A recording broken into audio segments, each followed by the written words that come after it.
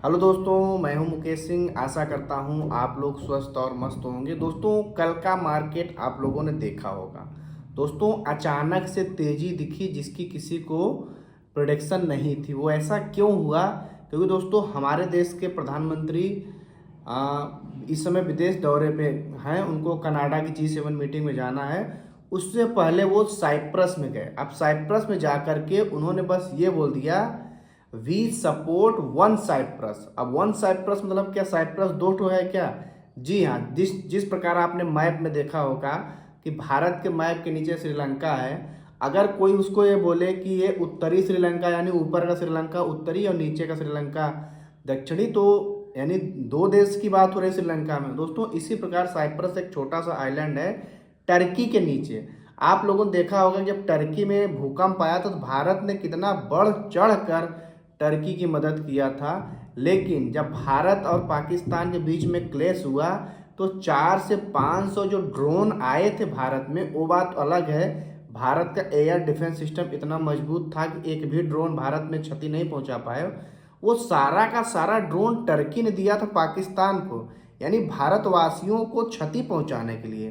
तो दोस्तों, जब मोदी जी को G7 यानी कनाडा में तो जाना ही था, तो उससे पहले वो साइप्रस पहुंच के बोल दिए, वी सपोर्ट वन साइप्रस। यानी टर्की का एकदम दुखती हुई नस को दबा दिया, यूं कहिए मरोड़ दिया।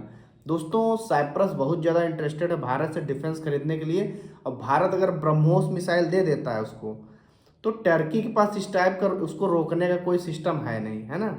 तो दोस्तों, मार्केट में हमने आपसे बताया है कि लगातार मार्केट न्यूज के हिसाब से चलता है। तो आज कोई भी अच्छी न्यूज आती तो निगेटिविटी में भी अच्छा खासा रिटर्न मिल जाता। तो दोस्तों, वीडियो को लाइक करिए।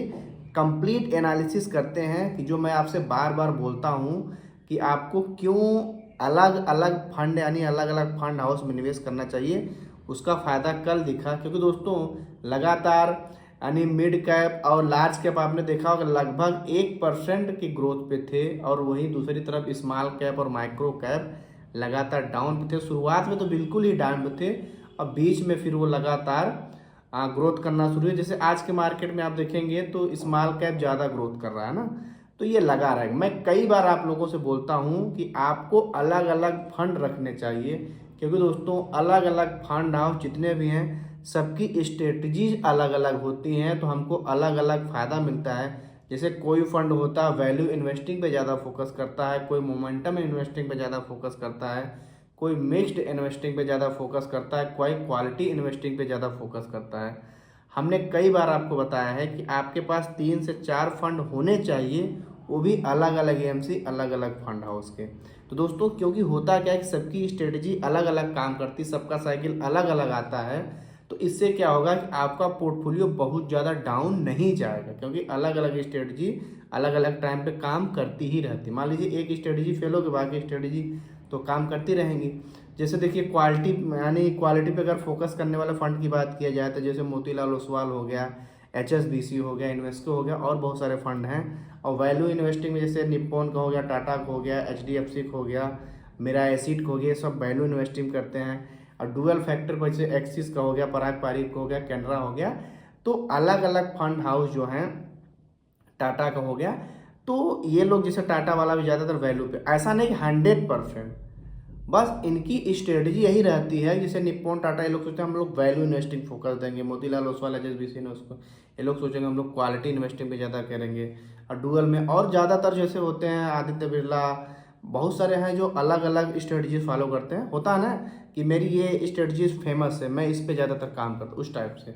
तो अगर आप एक ही फंड हाउस में डालेंगे और एक ही स्ट्रेटजी पर काम कर रहे हैं, तो हो सकता है वो स्ट्रेटजी अगर काम न करे तो आपको नुकसान हो सकता है। लेकिन अब आपके पास 3 से 4 फंड, मैं तो 4 फंड की बात तो करता हूँ। आपके पास एक मिड कैप, देखिए लार्ज से बेहतर मिड कैप है, और मिड कैप से बेहतर स्मॉल कैप है, और स्मॉल कैप से बेहतर इसमें कुछ माइक्रो कैप भी काम कर रहे हैं। स्मॉल कैप माइक्रो कैप बात एक ही है। तो लार्ज से बेहतर मिड कैप, मिड से बेहतर स्मॉल कैप, ये बात जिसको समझ में आ गई और अभी आपके पास पर्याप्त समय है, तो आपने 4 से 5 फंड अगर ले लिए, एक फंड आप लार्ज कैप के ले लीजिए, एक मिड कैप ले लीजिए, और 2 से 3 जितने हो सके स्मॉल कैप में हम ले लीजिए। अगर आपके पास 4-5 फंड होने से फ़ायदा क्या रहेगा भाई? देख रहे हैं ना आप, अलग अलग फंड अलग अलग टाइम पे करें, मार्केट गिर रहा तब भी इस समय देखिए जैसे लार्ज कैप फंड काफ़ी अच्छा परफॉर्म किए। तो इससे क्या है कि आपको निराशा नहीं रहेगी। मान लीजिए सारा पैसा आपका स्मॉल कैप में होता, फिर आप कहते हैं कि यार आज मार्केट में फंड ऊपर गया लेकिन मैं फिर भी निगेटिव में ही। तो होता क्या है कि आप प्रेशर में नहीं जाएंगे, डिप्रेशन में नहीं जाएंगे। आपका पोर्टफोलियो ऐसा नहीं कि हचाक से नीचे चला गया, नहीं, वो बिल्कुल कंसिस्टेंटली ग्रो करता रहेगा, यानी स्थिर रहेगा। अगर गिरेगा भी तो बहुत कम गिरेगा, उठेगा भी तो लगातार उठता रहेगा। क्यों? क्योंकि आपके पास अलग अलग फंड मैनेजर की स्ट्रेटजी है, उससे आपको फ़ायदा मिलेगा। तो दोस्तों 3-4 फंड आप मैंने कई बार बताया कि किस प्रकार आपको 15 से 20% लार्ज कैप में, 25 से 30% मिड कैप में, ज़्यादा से ज़्यादा पैसा आपका स्मॉल कैप में होना चाहिए। उम्र के हिसाब से अगर आपकी जैसे जैसे उम्र बढ़ती जाएगी तो आप स्मॉल कैप कम करते जाएंगे, इधर वाला बढ़ाते जाएंगे। अभी आपकी उम्र कम है तो इधर स्मॉल कैप खूब ज़्यादा बढ़ा के रखेंगे। अब देखिए दोस्तों, आपको इतना तो करना ही है, क्योंकि दोस्तों भारत देखिए G7 मीटिंग में जा रहा है, साइप्रस में जाकर के भारत अब अपना स्टैंड एकदम क्लियर रख रहा है। अभी तक क्या था कि भारत एक गुटनिरपेक्ष देश था, यानी भारत यानी बीच में रहता था, है ना। जैसे एक तरफ अमेरिका चलता था, एक तरफ रसिया अपन लेके चलता था। तो जब हमारे देश नया नया आज़ाद हुआ था हमारा देश, तो हमारे पंडित जवाहरलाल नेहरू ने सोचा कि क्यों हम किसी गुट का समर्थन करें, गुट का समर्थन कर। अभी हम लोग नया नया, हमें किसी से क्या मतलब, तो गुट निरपेक्ष हो गया, भैया तुम भी सही अपने जगह, तुम भी अपने सही जगह, हम दोनों के बीच वाले हैं। लेकिन अब भारत की ताकत जैसे जैसे बढ़ रही है, भारत गुट निरपेक्ष से होकर अपना स्टैंड रखना शुरू किया है। अब साइप्रस में जाकर के बोल देना सिंगल साइप्रस, वो कितनी पावरफुल बात है। तभी तो साइप्रस के लोगों ने अपना हाईएस्ट अवार्ड दिया मोदी जी को। अब G7 कंट्रीज में सब लल्लू लपंजू देश बचे हुए हैं, जैसे ये जापान हो गया, फ्रांस हो गया, ये सब देश हो गए। इन सब की इकोनॉमी में कुछ है नहीं था इस समय इकोनॉमी के रूप में। चीन इतना ज़्यादा तरक्की करा G7 में नहीं है, भारत इतना तेज तरक्की करा उसमें नहीं है। तो पहले रसिया था, उसमें रसिया को लोगों ने निकाल दिया, पहले G8 हुआ करता था। तो दोस्तों इस टाइप से भारत का परफॉर्मेंस लगातार बढ़ता जा रहा है। अब आपको क्या करना है देखिए, बहुत सारे लोग बोलते हैं कि अरे म्यूचुअल फंड सही नहीं, ये नहीं वो नहीं है, ETF में जाते हैं, फिर कुछ लोग बोलते हैं स्टॉक्स में जाते हैं, कुछ भाई देखिए सबकी स्ट्रेटजी अलग अलग है, सबका सिस्टम अलग अलग है। हमने कई बार आपको बताया है। यार वीडियो अभी तक देख रहे हैं, वीडियो लाइक कर दीजिए, आप चैनल पहली बार सब्सक्राइब कर लीजिए। आपका कोई भी प्रश्न हो यहाँ पे हम आपको फ्री इन्फॉर्मेशन देते हैं, नहीं लेने वाले पैसा। बहुत सारे लोग 4-4 5-5 हज़ार रुपया का मेंबरशिप दे के आपका म्यूचुअल फंड का पोर्टफोलियो बना रहे हैं, आपको स्टॉक दे रहे हैं, तो बात अलग है ना। यहाँ पे आप कोई भी हमारे किसी भी कमेंट में आप जाकर के देखेंगे, जो भी हम हमसे कई समय से जुड़े हुए लोग, हम उनके लिए प्रॉपर जो भी उनका सजेशन होता देते हैं उनको। कमेंट में भी उनका प्रश्न अच्छा होता तो उसको वीडियो में भी शामिल करते हैं, है ना। अब यही काम या तो पैसे पे आप दे करके कर लीजिए।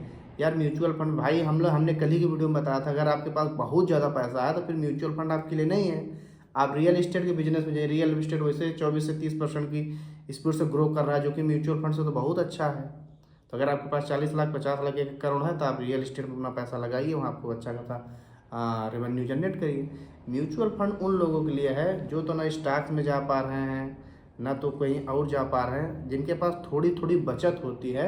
म्यूचुअल फंड उन लोगों के लिए जो महीने का 25,000 10,000 5,000 बचा रहे हैं, लेकिन उनका सपना है कि उनको वेल्थ क्रिएट करनी है और आगे चल के जो बड़ा काम उनको करना, बच्चों की शिक्षा करना, बच्चों के लिए घर देना, अपना रिटायरमेंट प्लान करना, उन सब चीज़ों के लिए अचानक से कहीं से कुबेर का खजाना मिल नहीं जाएगा।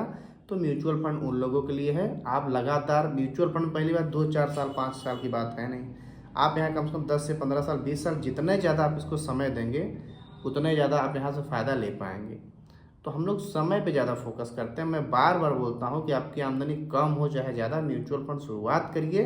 दुनिया भर का ताम झाम जितना है उसको छोड़ दीजिए। जो लोग हमसे लंबे समय जुड़े वो लोग इस चीज़ को जानते हैं। लगातार समय के साथ अपना SIP को बढ़ाते जाइए। अगर आप लमसम करते तो लमसम गिरावट में करने का प्रयास करिए। समय के साथ बढ़ाते जाएंगे, 5 साल अगर आप टिक जाएंगे तो आप म्यूचुअल फंड को समझ जाएंगे कि म्यूचुअल फंड क्या चीज़ है। 1-2 साल के अंदर अगर आप लोग आते हैं फिर वही लोग गाली देते हैं म्यूचुअल फंड सही नहीं, ये है वो है, रिस्क है। वो तो म्यूचुअल फंड के टाइटल में लिखा रहता है mutual fund subject to market risk. यहाँ रिस्क है, लेकिन कब रिस्क है कि 1-2 साल आप थोड़े फ़ायदा कमा के जाओगे। यहाँ आप अपना टाइम दीजिए, यहाँ पे समय का पैसा है। आपकी आमदनी जैसे जैसे बढ़ रही है, इन्वेस्टमेंट बढ़ाते जाइए। यार अभी आप 5,000 की SIP कर रहे हैं 5 साल बाद 5 ही हज़ार के SIP करेंगे। इतनी महंगाई बढ़ गई, इतना आमदनी बढ़ गया। आज की जो 500 दिहाड़ी आगे चल के क्या हो गया, आज की जो 25,000 सैलरी आगे चल के कितना हो जाएगा। तो जब सब कुछ बढ़ रहा है तो आपको अपनी इन्वेस्टमेंट मिनिमम 10% तो स्टेप अप करना ही पड़ेगा। तो ये करिए, उसके बाद आपका सारा काम हो जाएगा म्यूचुअल फंड से। आपका रिटायरमेंट प्लान हो जाएगा, आपके बच्चों की शिक्षा भी हो जाएगी, आपका जो भी आपको प्रॉपर्टी खरीदनी है, घर हो गया, ये सब भी हो जाएगा, सब कुछ हो जाएगा। बस आप 15 से 20 साल म्यूचुअल फंड को दीजिए और आप अपनी बचत यहाँ पे डालते जाइए। तो आपका कोई प्रश्न है तो आप पूछ सकते हैं। तो चलिए मिलेंगे अगली वीडियो में, तब तक के लिए जय।